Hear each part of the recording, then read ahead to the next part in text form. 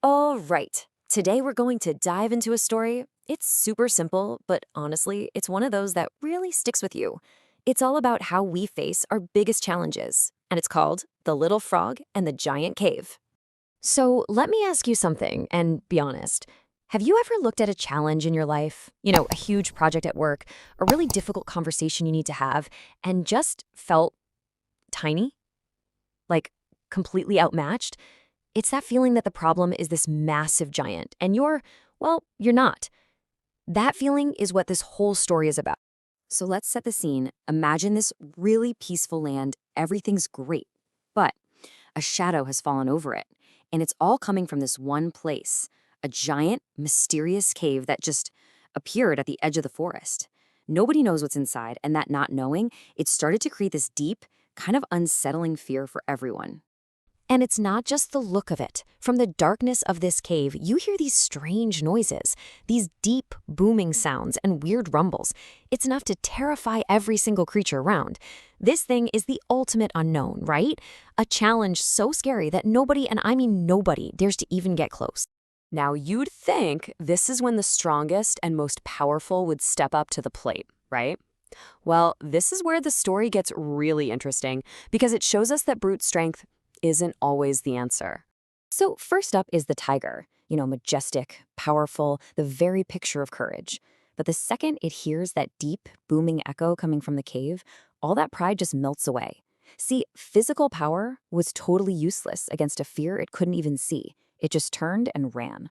Okay, so what about the elephant? Huge, wise, looks like nothing could stop it. Surely the elephant could handle it. But nope. The moment that sound reached its ears, even this massive creature started to tremble and took off. So much for strength, so much for size. They both failed. So, if the mighty have all run away, who's left? This, my friends, is where our real hero comes in. And it is absolutely not who you'd expect. It's time we talked about a totally different kind of power. And here's the contrast, laid out plain and simple. On one side, you have the mighty, the tiger and the elephant. They had all the outward signs of power, but they were completely paralyzed by their fear of the unknown. And then, on the other side, you've got someone small, someone easily overlooked, our little frog. It had none of their size, none of their strength, but it was about to do something they couldn't even dream of. You see, while everyone else was running for the hills, totally freaked out by what they thought was in that cave, the little frog just sat there, watching. It felt the fear, sure, just like everybody else, but it made a different choice. Because instead of running away from the fear, the frog did the unthinkable. It started moving towards it, not with some big, powerful charge, but with one single, determined hop. And just like that, the little frog started its journey right into the heart of what everyone was afraid of, into the darkness that sent the biggest and strongest creatures running. And what it found in there, well, it changed everything. Deeper and deeper it went. And with every little hop, that booming sound got louder and louder. I mean, the fear must have been incredible. But the frog just kept going, driven by the sheer courage to face it. It was making a choice to act, even though it was scared. And then it found it, the source of all that terror. And guess what? There was no monster, no giant beast.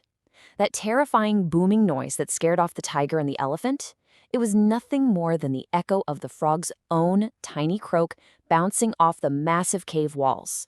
The fear was just a reflection of itself.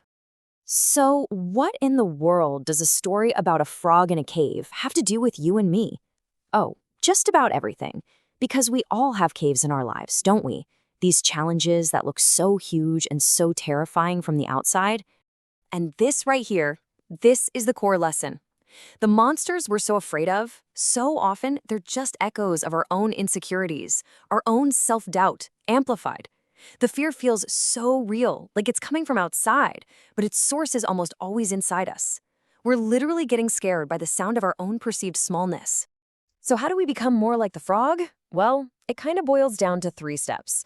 First, you've got to acknowledge the fear. You can't just pretend it's not there. Second, you have to question it. Is this monster I'm imagining actually real, or is it just an echo of my own doubt? And finally, and this is the big one, you have to take one small step. Just one hop. Because courage isn't a feeling, it's an action. Let that sink in for a second.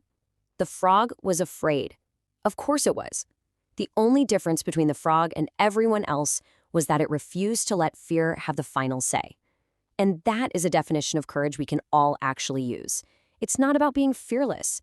It's about moving forward even when you're terrified. So I'll leave you with this question to think about. What's that cave you're avoiding? That challenge? That goal? That conversation you keep putting off? What if the monster you're picturing isn't even real?